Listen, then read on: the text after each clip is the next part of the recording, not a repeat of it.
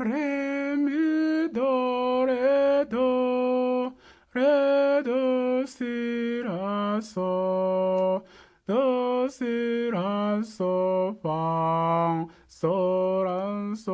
fa mi do.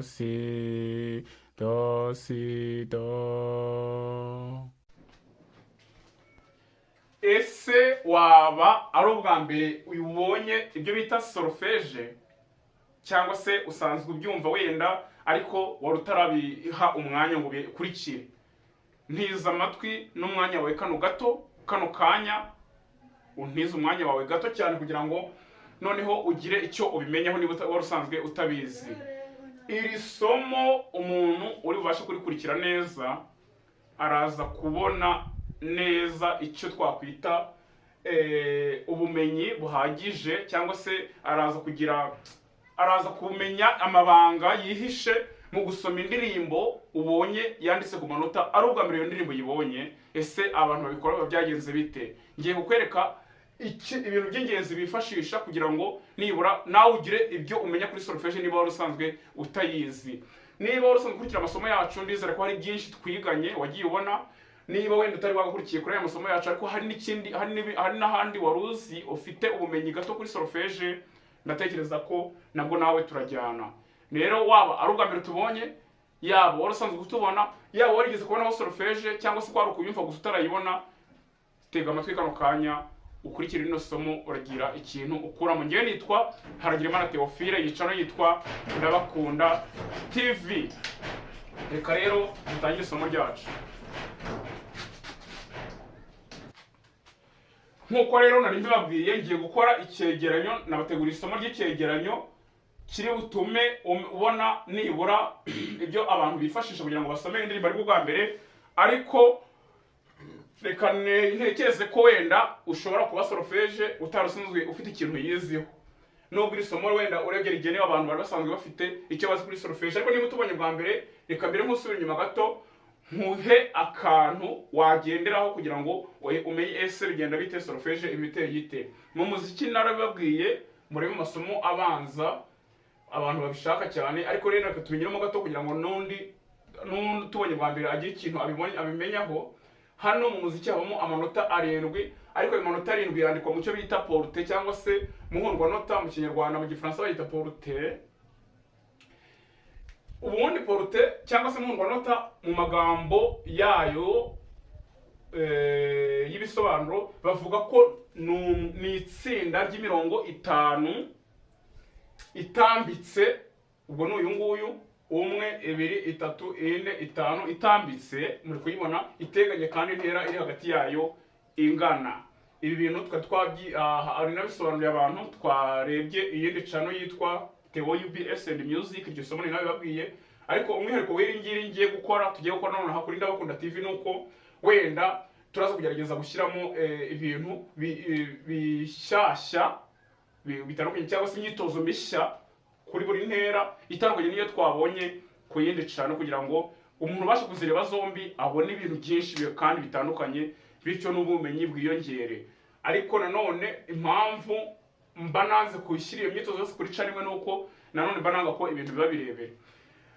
Rero muri ayo manota 7 nibabwiye, iya mbere bayita do, iya kabiri bakayita re, iya gatatu bakayita mi, iya kane bakayita fa, iya gatanu bakayita sol, iya gatandatu bakayita ra, iya karindwi bakayita si. Ubwo ni do re mi fa sol la si. Hari uhita avuga ngo do nanone, wiba yivuze ngo do ni iyi nanone ubugaruye. Bivuze ngo yivuze ngo do re mi fa sol la si, do re mi fa sol la si, do re gutyo ubwo washatse wakomeza. Kimwe nuko ushatse wavuga ngo do si la so fa mi re do, si la so fa mi re do, si la so. Nuko nguko utazibwira yuko amanota ari menshi arenga 7, aba ari 7, andi yose ni yandi aba agize gute agarutse. Rero isomo ryacu mbere yuko turikora kugira ngo umenye amabanga yihishe mu gusoma indirimbo yibonye bwa mbere, ese solfège bavuga niba ntari isanzwe nyizi ko banyijeje ko ndagira icyo nyimenyaho, bigenda biti kugira ngo tutagenda mu Kigali kuko dushyire mu bikorwa cyangwa se wumve neza ibyo nivuze ko bishoboka. Mbere na mbere urabanza ukamenya ngo ayo manota amaze kukubwira asora gute.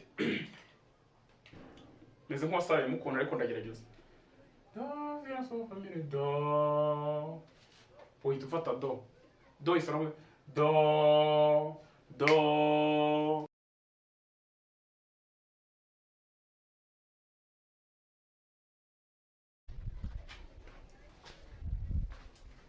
Do, twari tubivuze. Do, re, mi. Ni ukuvuga ngo turagerageza nyine no gutera igipimo nk'uko nabibabwiye. Uramanuka unazamura. Tan, tan. Do, re, mi, fa, sol, la, si, do, do, si, la, sol, fa, mi, re, do. Umuntu mushya agerageze kuvuga aya manota azamuka n'amanuka uko ari arindwi. Ariko impamvu turujyana tukashyiraho ino do dushatse twaga ubundi urumva do re mi fa sol la si do. Bamwe bagahita bibeshya ko ari umunani ariko ubu aba ari aya ngaya arindwi. Iyi do aba ari iyindi yo ikomeza izamuka, ariko nyine ugarukira aha ngaha kuri do wongere unamanuke ugere kuri do yo hasi.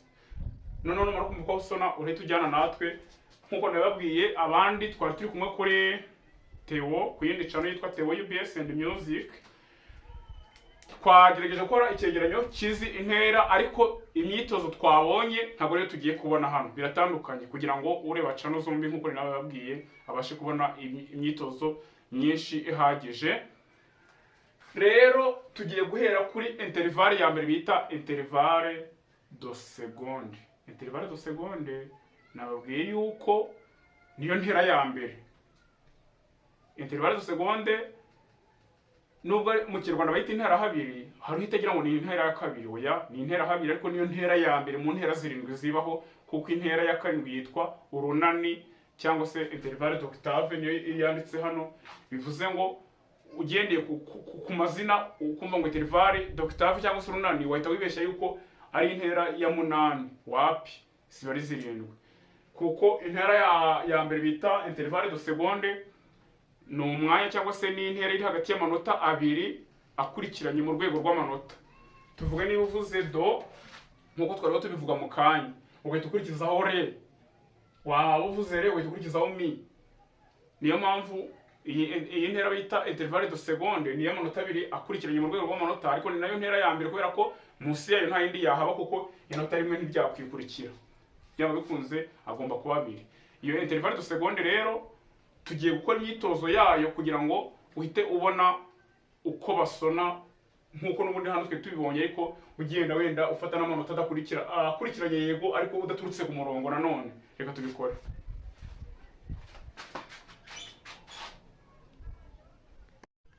Reka noneho ibyo twari tumaze kuvuga tubitangeho n'urugero. Iyo bavuze intervalle de seconde hano mu myitozo uyitonde ukurikire, urahita ubibona. Twabonye ko intervalle de seconde ni amanota abiri abakurikiranye mu rwego rw'amanota, waba uzamuka cyangwa se umanuka. Nyine urabona ko hano iyi ni do yo hejuru, hakurikiraho ri na mi. Aya manota urabona ko agiye akurikiranye, ariko no kumanuka birakunda.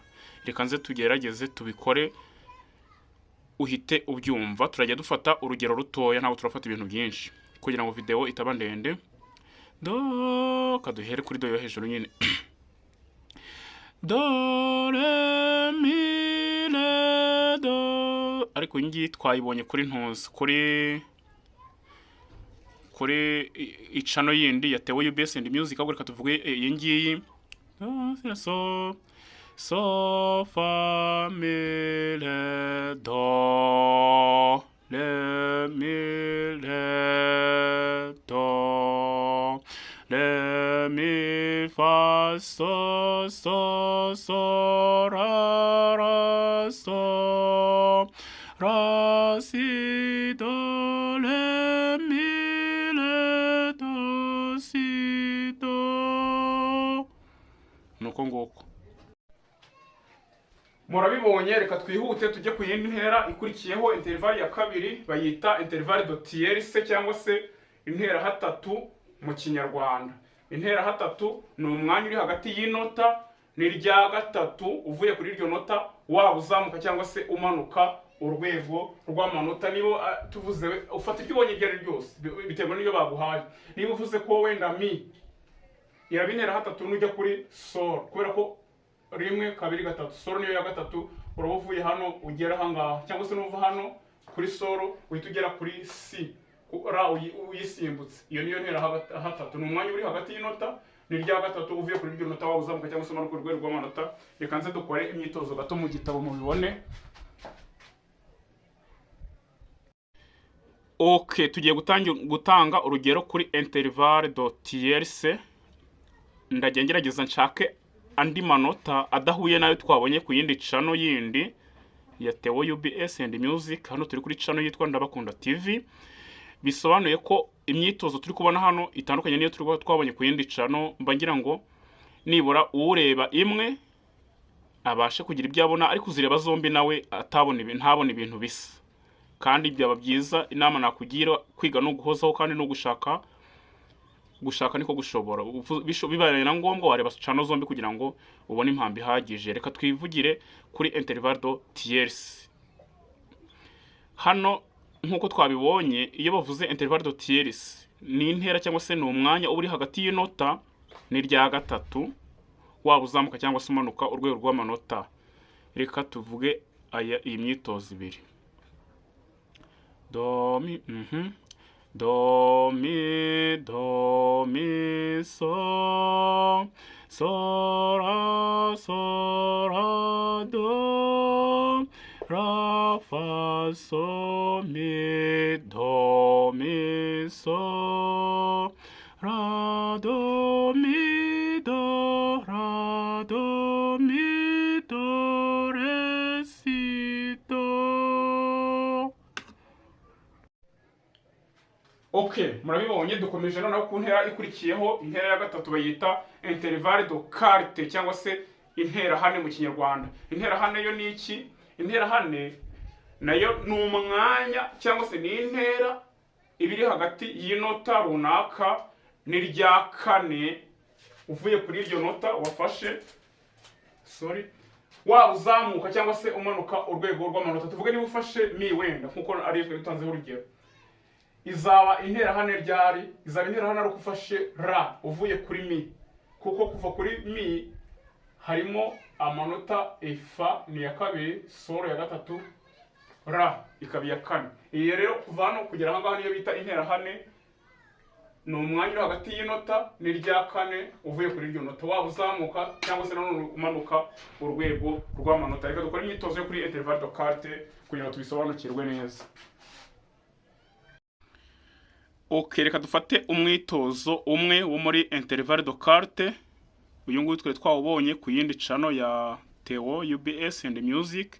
Hano kuri Ndabakunda TV reka nze dufate uyu nguyu kugira ngo ubasha kureba channel zombi abone imyitozo itandukanye. Hano ni do yo hejuru duheraho, ariko nubundi do si ra hano interval de quarte wavuga ngo inota rimwe abiri atatu ane, nuvuga ngo uvuye kuri iri nota iri ni irya kane. Iyi rero ni interval de quarte niyo baba bashatse kuvuga, ukabikora uzamuka cyangwa se unamanuka.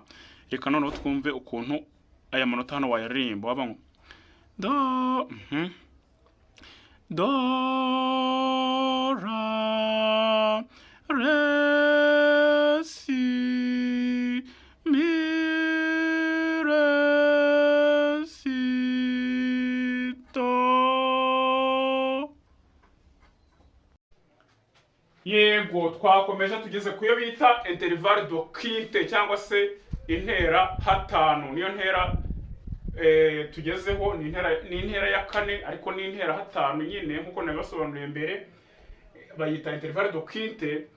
Iyo noneho ni umwanya uri hagati y'inota n'irya gatanu cyangwa se ni intera ibiri hagati y'inota runaka n'irya gatanu uvuye kuri iryo nota, waba uzamuka cyangwa se umanuka urwego rw'amanota. Kandi ukaza kumenya ngo nimva kuri iryo nota runaka nkagera ku rya gatanu ndasona uko bikwiriye. Niba naramenyereye kuvuga ngo do re mi fa sol la si do, ibyo ngibyo nibyo namenyereye, ariko none hajemo intera nyine, hajemo gufa ku nota ugahita ujya ku rindi ritakurikiye iryuriho. Urasona gute? Reka tubikore mu gitabo. Okay, hano twakomeje mu myitozo nari kubabwira ya intervalle do quinte cyangwa se intera hatanu. Reka dufate iyi myitozo, uyu nguyu wa 90 muri kubona, uraje ukagera aha, urimo utuporte dutatu. No mutwihangane ntabwo ari twinshi, no kugira ngo muze kumva itandukaniro aya manota uburyo tuyasoma n'uburyo tuba twasomye andi manota yo mu zindi ntera uburyo biba bitandukanye. Iyi myitozo kandi ndabona ariyo wenda ndagerageza gufata imyitozo iyo tutafashe ku yindi cano kugira ngo tubibone imyitozo itandukanye. Hano haravuga, turahera kuri do yo hejuru. Impamvu ari intera hatanu muri kuyibona, ariko nuvuga ngo iri nota ni irya mbere, kabiri, gatatu, kane. Hano harimo ane, katurebe hano, rimwe, kabiri, gatatu, kane, gatanu. Urabona ko uvuye hano kuri ra ukagera kuri mi, hano harimo yaba ari ya gatanu. Niyo mpamvu bakubwira ngo intera hatanu ni umwanya uri hagati y'inota n'irya gatanu uvuye kuri iryo nota. Ibyo ukabikora uzamuka cyangwa se umanuka urwego rw'amanota, ni ukugira ngo mwumve ibisobanuro by'intera tugiye tugezeho kandi munarebe nayo manota uburyo asomwa. Hano haravuga ngo do do si do do do re so. Tugomba gushaka ahantu ho gusonera heza kugira ngo amanota uyafate uko bikwiye. Do re so do mi la mi fa si do fa do re so le do fa do si mi si ra re ra ra so so do so fa si fa mi la fa le do. Okay, noneho murabibonye. Reka dukomeze twihutisha isomo, tugeze kuri iyo bita intervalle do sixte cyangwa se intera hatandatu. Intervalle do sixte cyangwa intera hatandatu ni umwanya cyangwa se ni intera ibiri hagati y'inota runaka n'irya gatandatu uvuye kuri iryo nota, waba uzamuka cyangwa se umanuka urwego rw'amanota. Reka nayo dukore imyitozo yayo ntabitinzeho kugira ngo tubisobanukirwe kurushaho.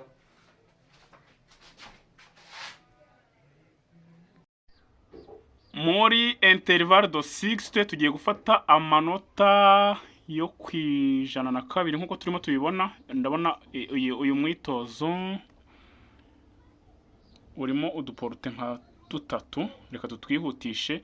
Iyi intervalle do sixte nkuko nimaze kubabwira mu kanya, ni umwanya uri hagati y'inota n'irya gatandatu uvuye kuri iryo nota. Reka nze ndebe aho byaba biri neza, ariko nta mpamvu yo kujya kure. Ndabona na hano birimo, ni ukuvuga ngo uyu mwanya uri hagati y'iri nota n'iri ngiri, iri ni irya gatandatu uvuye aha, si byose? Iryaba ari rimwe, kabiri, gatatu, kane, gatanu, gatandatu. Wivuze kuri sol ukagera kuri mi, harimo amanota atandatu. Ubwo rero reka tuyivugeho imyitozo yayo nayo. Iyi myitozo ntitwari twayibonye ku yindi channel ya Theo UBS and Music, hari indi twabonye itandukanye n'iyi. Niyo mpamvu mba ngenda mbahitiramo. Igitabo kiba gifite imyitozo myinshi cyane, ariko kugira ngo bitaba birebire mbahitiramo mikeya. Hano turavuga ngo do so so mi ha, ahera hano so so mi le do le mi so do mi fa si do so mi le do so ra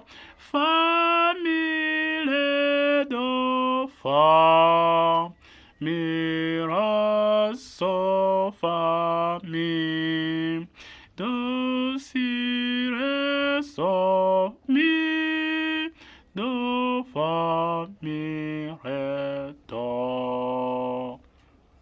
Nuko nguko. Yego murabibonye. Noneho tugeze kuyo bita intervalle de septième. Intervalle de septième ni iki? Intervalle de septième cyangwa se intera harindwi mu kinyarwanda ni umwanya uri hagati y'inota n'irya karindwi uhereye kuri iryo nota, waba uzamuka cyangwa se umanuka urwego rw'amanota, ukamenya ngo nimva ku nota wenda rya mi iraba intera harindwi ryari, urabara ngo 1 2 3 4 5 6 7 ubwo urumva ko yabibaye re. Uvuye kuri mi uhita ujya kuri re. Uvuye hano wenda tuvuge kuri iyi ngiyi do, uhita ujya kuri si. Si byose 1 2 3 4 5 6 7 si ikabaye intera harindwi. Nibyo ngibyo reka tubikore naho imyitozo gatoya kugira ngo tubisobanukirwe kurushaho. Hano twakomeje kuri intervalle de septième, twari tumaze kuvuga ngiye kubereka imyitozo yayo turi buhitemo. Intervalle de septième nkuko nimaze kubabwira no mwanya uri hagati y'inota, kanze dushake tujye tubivuga tunabireba. Hano ku yindi cano twabonye iyi myitozo y'110, reka tugende tuyirebe hano uw'111 kugira ngo mwumve itandukaniro. Do ra so ha katubare hano turebe nubango kuva aha ngaha kuri soro kugenda kugeza kuri fa yo hejuru. Aha ngaha harimo amanota arindwi. Iyi rero ni intervalle de septième. Reka twihuse twumve uburyo ano manota twayaririmba. Arimo uduporute tubiri twonyene. Do ra nibyo, do ra so fa mi re do le mi fa so ra so fa mi re do,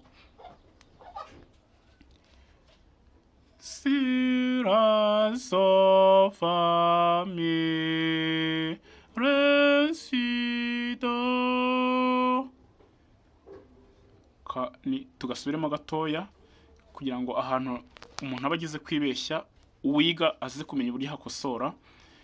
Ariko mbibutse ko kubisubiramo, ushaka kubisubiramo inshuro nyinshi ubundi wagasubiza video inyuma ukagenda uwumva amanota ushaka kuyafata, kuko ntago wayafatira hano uko turi kubyiga udasubije inyuma kiri gusanzwe bizi. Do ra so fa mi re do le mi fa so ra so fa mi re do, si ra katinam si ra so fa mi re si do. Sibyo? So fa mi re do, si ra so fa mi re si do. Nuko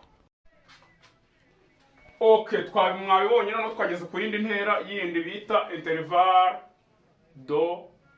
d'octave. Niyo yanditse hano muri kubibona, ni izisoreza zose. Intervalle d'octave ni umwanya cyangwa se ni intera iri hagati y'inota n'irya munane, waba uzamuka cyangwa se umanuka urwego rw'amanota. Ikintu kiyongereyeho ku gitandukanye n'izindi intervalle nuko kuri intervalle d'octave ho ayo manota abahuje izina. Tuvuge niba uvuye kuri do, no urugero mfashe, byanga bikunze uzahita ugera ku yindi do, aya yose yirengagije uzasona do yo hasi uhita usona na do yo hejuru. Iyo ngiyo niyo bita intervalle d'octave. Nuva kuri re uzahita ujya kuri re nanone yindi yo hejuru, nuva kuri mi uhita ujya kuri mi nanone yindi yo hejuru. Iyo niyo bita intervalle d'octave. Urumva ko ifite ukuntu itandukanye n'izindi, ariko nayo icyingenzi no kuba umetiriza uburyo amanota asona. Wasona re yo hasi ugahita usona niyo hejuru. Nivuze ngo do do do do tubikore mu gitabo, imyitozo yayo nayo muhite mubibona kugira ngo tubisobanukirwe kurushaho.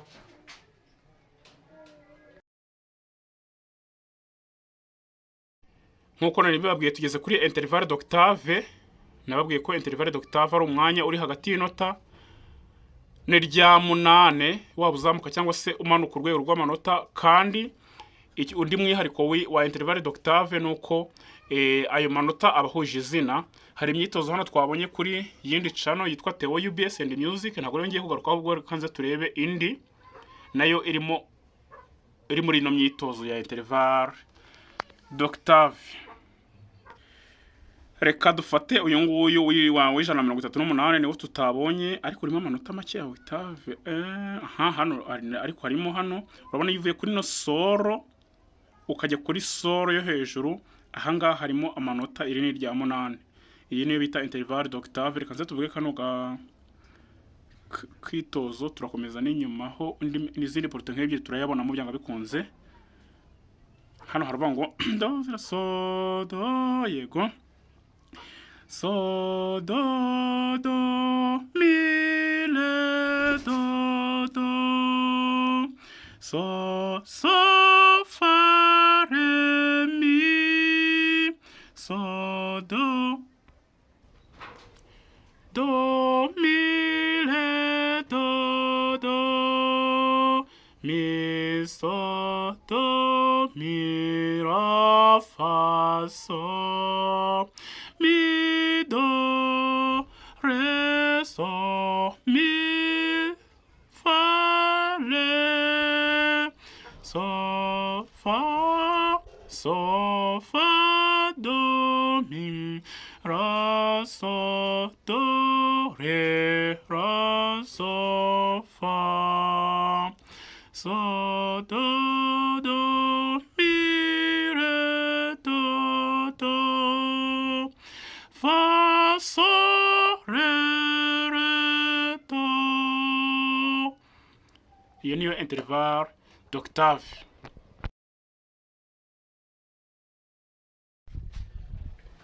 Okay, murabibonye, ndabashimiye. Ndizera yuko isomo hari ikintu byabafashije byanga bikunze. Ku muntu wera uri kwibaza byinshi ku ntera, twagiye tuzibona, yego, tukabona intera imwe, nyuma tukabona indi, gutyo, ariko uyu munsi nagerageje kuziteranyiriza hamwe. Mubonye itandukaniro ryazo n'uburyo wakwifashisha kugira ngo usome amanota atakurikiranye. Ibiri ngibi rero kintu bizadufasha nuko nitumara kubona kopi z'indirimbo bizatworohera kuzisoma. Nubukurikiyeho tuziga iki nicyo mbahishiye. Ariko mbere yuko mbasezera, ndashimira abantu mwese mwari mukurikiye iri somo. Waba wari tubonye ari ubwa mbere, ndagushimiye kandi naguhaye ikaze. Waba wari usanzwe dukurikira, nawe ndagushimiye. N'abandi mujya munyandikira muri comment cyangwa se twanahura n'abampamagara, mwese ndabashimiye. Ariko nkanabasaba ngo waba utarakora subscribe kuri channel, nawe uyikore kugira ngo ubunshyigikiye, ariko kandi ujye ubasha kubona n'andi masomo n'ibindi byose mbategurira. Ciao, nyewe nitwa Haragirimana Theophile, iyi channel yitwa Ndabakunda TV. Kandi koko ndabakunda, mugira amahoro y'Imana naho gutaha.